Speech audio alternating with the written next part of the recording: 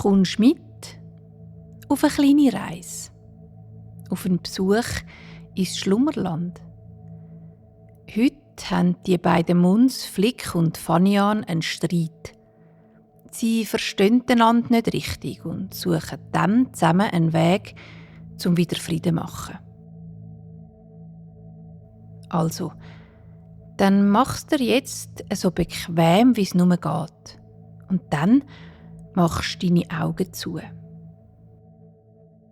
Der Ort, wo du bist, ist immer noch da, auch wenn du die Augen zu hast. Und jetzt stellst du dir vor, dass irgendwo da in der Nähe um dich herum eine Tür siehst. Eine Tür mit einer Türfalle. Wenn du jetzt die Türfalle abdrückst und durch die Türe durchgehst, bist du da. Im schönsten Land, das es gibt. Im Schlummerland.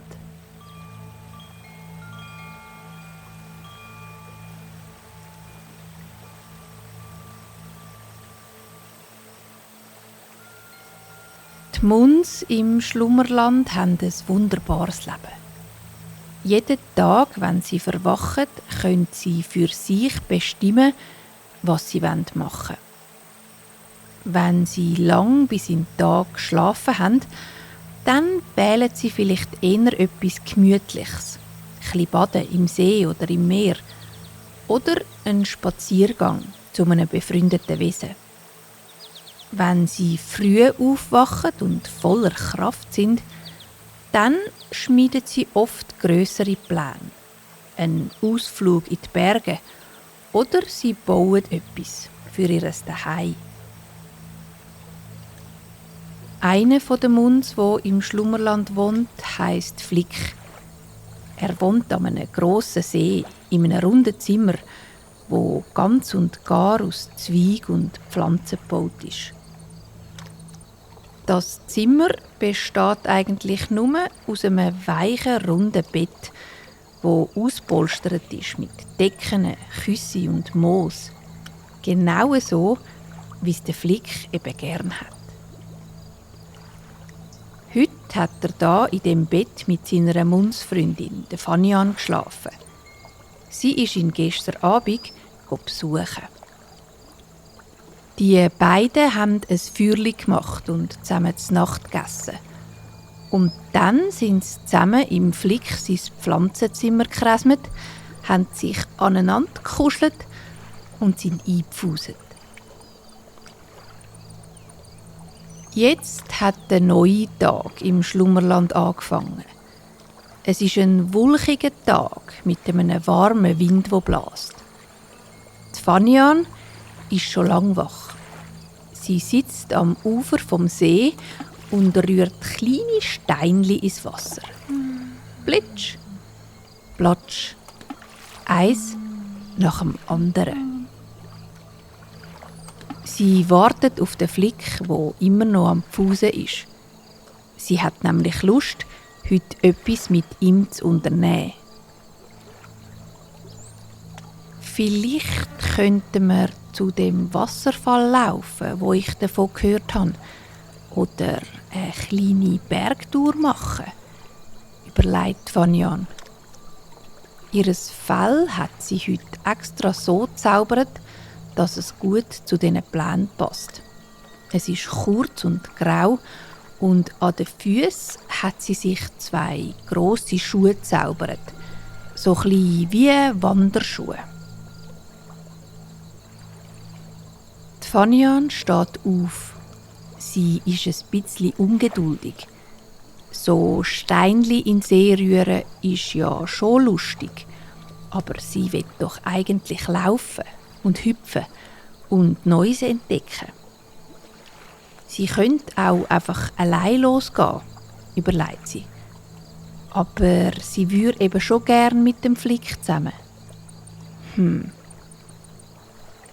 Wo sie gerade noch so am Nachdenken ist, sieht sie, dass der Flick seinen Kopf aus dem runden Eingang vom Pflanzenzimmer streckt. Er sieht ein bisschen verschlafen und verstrubbelt aus. Seine blauen Haare stehen in alle möglichen Richtungen ab und seine Äugli sind noch ganz klein. Er blinzelt, wie wenn es ihn blenden würde, obwohl das der Himmel voller Wolken ist. «Hoi Flick und willkommen im Tag», sagt Fanian und läuft auf ihren Freund zu. «Der gählet. Schau, ich habe mir schon Wanderschuhe gezaubert und ich habe auch schon ein paar Beeren gepflückt als Proviant. Jetzt müssen wir eigentlich nur noch schnell abmachen, wo wir hinwollen, und dann können wir los.» Der Flick schaut Fanian ein bisschen verdattert an und gähnet nochmal. «Jetzt kresse mich zuerst mal da raus und trinke etwas im Flüssli.» Der Flick schwingt zuerst das eine und dann das zweite Bein aus dem runden Eingang. Dann lässt er sich auf den weichen Sand vor seinem Zimmer plumpsen. Langsam und gemütlich spaziert er zum kleinen Bächli, wo in den See fließt. Dort macht er mit der Hand ein Schäleli und trinkt vom klaren, frischen Wasser. Ein bisschen davon sprenkelt er sich noch ins Gesicht, um ein bisschen mehr zu verwachen. Fanian hat sich schon ihr grün-gel gemustertes Rucksäckchen geschnappt und steht neben dem Flick. «Wenn wir in die Berge flicken oder zum Wasserfall herausfinden, was dort für Wesen und Tiere wohnen? Sag, auf was hast du Lust, Flick?» Ganz viele Fragen stellt Fanian dem Flick und der weiss gar nicht recht, wo anfangen mit Antworten. Er macht die Augen zu und probiert zu spüren, auf was er heute Lust hat. Er nimmt ein paar tiefe Schnuff bis in den Bauch und blaset die Luft wieder aus durch sein Maul.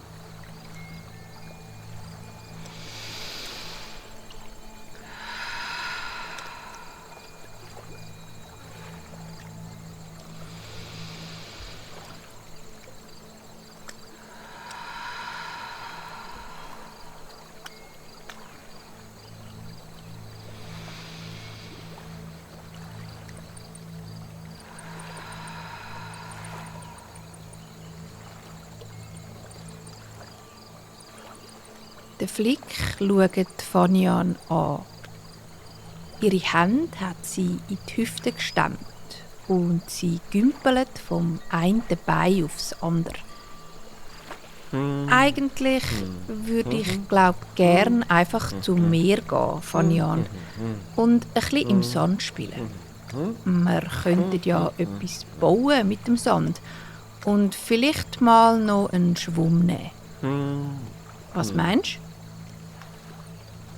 Fanian runzelt ihre Stirn und überlegt.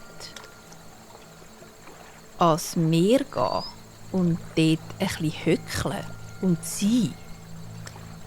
Das ist also schon nicht gerade das, was sie sich vorgestellt hat. Fanian spürt, dass in ihrem Bauch etwas passiert. Ein bisschen über ihrem Bauchnabel merkt sie, wie sich etwas zusammenzieht. Es ist, wie wenn dort eine Art ein Klumpen wachsen würde. Es ist nur ein ganz feines Gefühl, aber es macht, dass sie den Flick beleidigt anschaut. Nein, also für zum ans Meer sitzen habe ich mir sicher keine Schuhe gezaubert. Auf das habe ich keine Lust. Der Flick streicht sich mit den Händen über seine blauen, strubbligen Haare am Kopf und sagt: «Und ich habe keine Lust auf so eine riesengroße Wanderung.» Die Fanian schaut den Flick an. Der Knopf in ihrem Bauch zieht sich jetzt noch etwas mehr zusammen und ihr wird ganz heiß im Gesicht. Aber ich habe die ganze Zeit auf dich gewartet, bis du endlich aufstehst. Wenn ich das gewusst hätte, wäre ich schon lange allein gegangen. Der Flick liegt ein bisschen zurück und sinkt auf seine Ellenbögen. Da kann ich doch nichts dafür. Ich sage einfach, wie es ist. Ich habe Lust auf mehr heute und ein bisschen gemütlich und nicht auf den Berg durch. Wenn du dort her willst, kannst du ja allein gehen. Der Klumpen in der Fania an ihrem Bauch fühlt sich jetzt gross und dicht an und sie stampft mit dem einen Schuh auf den Boden. Ihre Augen funkeln und sind ganz klein zusammengezogen. «Also gut», sagt sie und läuft davon, weg vom Flüssli und in die Richtung vom grossen Wald nebenzu. Ganz zackig läuft sie und in grossen Schritten den Weg durchab. Immer schneller werden die Schritte und sie stampft richtig auf den Boden auf mit ihren schweren Schuhen. In ihrem Kopf drüllt alles. Sie ist wütig auf den Flick, der einfach nur so faul rumliegt. Und sie ist wütig auf sich, dass sie überhaupt gewartet hat, bis der Flick aufsteht. Und irgendwie ist sie auch noch gerade wütig auf den Wind, wo ihr warm ins Gesicht bläst. Und auf die Vögel, die zwitschern, obwohl ihr so gar nicht nach Gezwitscher zumut ist.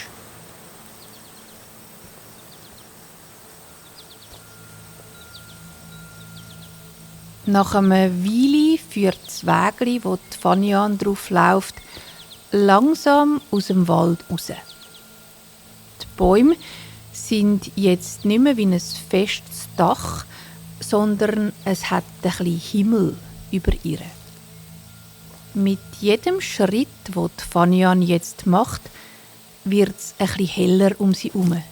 Und irgendwie auch in ihr drin.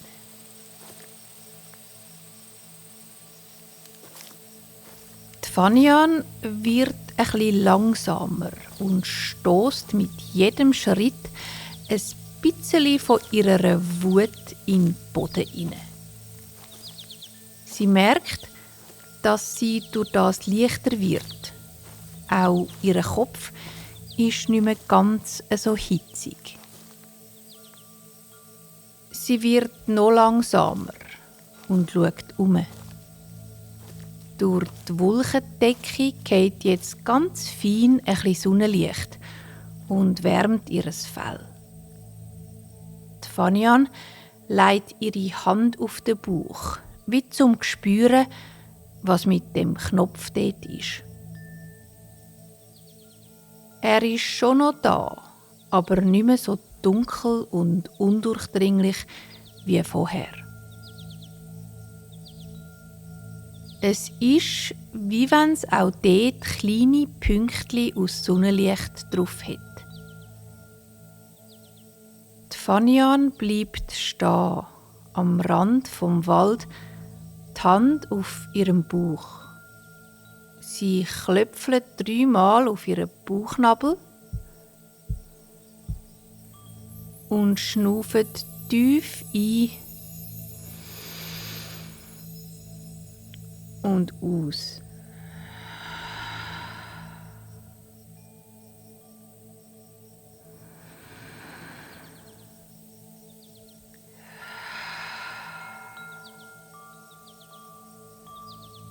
Die Schuhe brauche ich ja nicht mehr.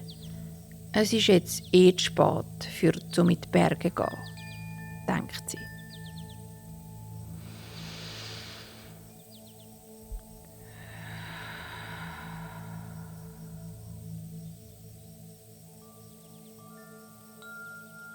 Sie spürt, dass ihre schweren Schuhe verschwinden und sie jetzt mit den blutigen, haarigen Füßen auf dem moosigen Boden steht.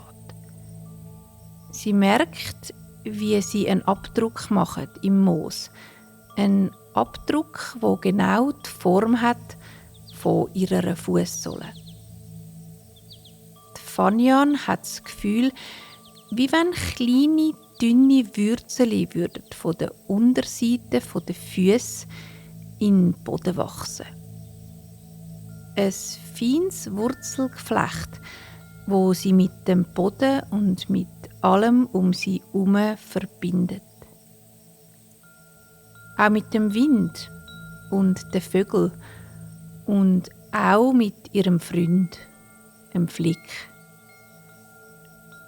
Fanian merkt, wie es in ihrem Bauch weicher wird und sich der Wutklumpen ein bisschen lockert. Wie wenn Licht durch eine dunkle Wolke bricht und sie langsam von innen auflöst.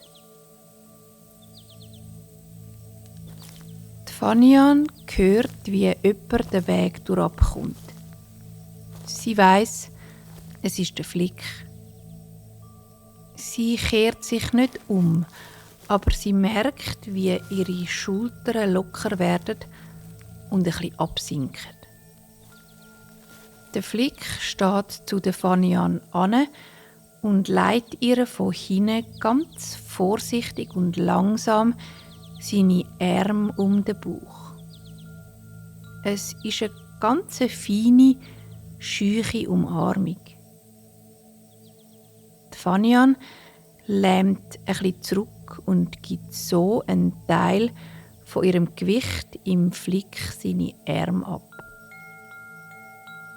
So stehen die beiden da, ohne zu reden oder sich anzuschauen. Beide schnaufen im Takt voneinander, tief und bis in den Bauch runter.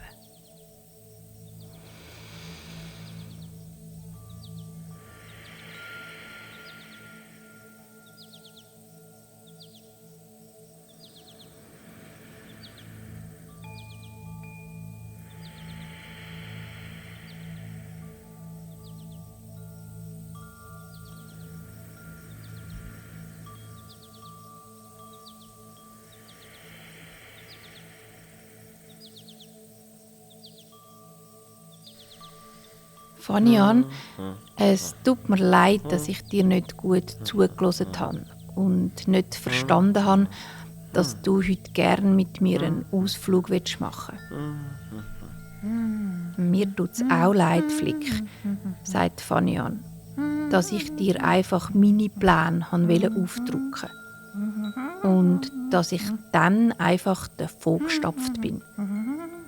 Wir finden sicher etwas, wo wir beide Lust drauf haben. Ja, sagt der Flick, das glaube ich auch. Sicher ist, wenn wir einander zuhören und auch verstehen, wieso du das und ich das machen will, dass wir dann einen Weg finden. Entweder jeder für sich oder wir miteinander. Vielleicht könnten wir ja einfach ein Momentchen ansitzen, uns ausruhen und dann zusammen einen Plan schmieden, sagt Fanian. Gut, sagt der Flick und nimmt seine Arme von der Fanian ihrem Körper.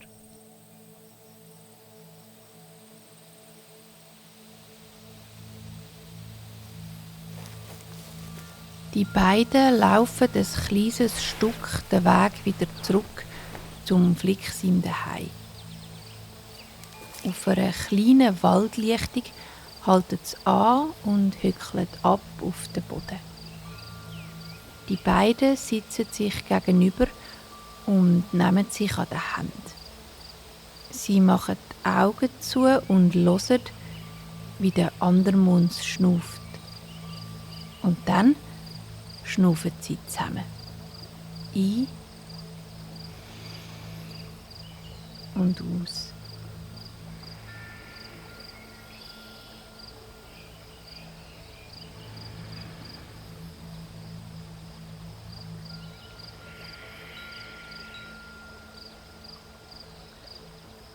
Fanian lächelt. Sie spürt, wie wichtig das es war, dass sie dem Flick die Möglichkeit gegeben hat, ihr zu erklären, wie es ihm geht. Und dass auch er ihr zugelassen hat. Ihre Wut war wie eine dicke Wolke, die die Sonne verdunkelt. Man sieht und spürt dann das Sonnenlicht nicht, aber eigentlich ist es immer da und wartet darauf, bis sich die Wolken verziehen. Genau gleich, wie ihre Freundschaft immer da ist, trotz Streiten. Die Wut auf den Flick und sich selber, die hat es gebraucht, um zu merken, wie schön es ist, wenn man Frieden hat. Und dass man nicht immer das Gleiche will, ist normal und auch gut. Der Streit hat gemacht, dass sie versteht, wie gern sie den Flick hat und dass ihre Freundschaft stark ist. Streit ist nur etwas für den Moment. Freundschaft und Liebe sind für immer. Und Fanian drückt dem Flick seine Hand, wo in ihrer liegt, und der Flick drückt sie zurück.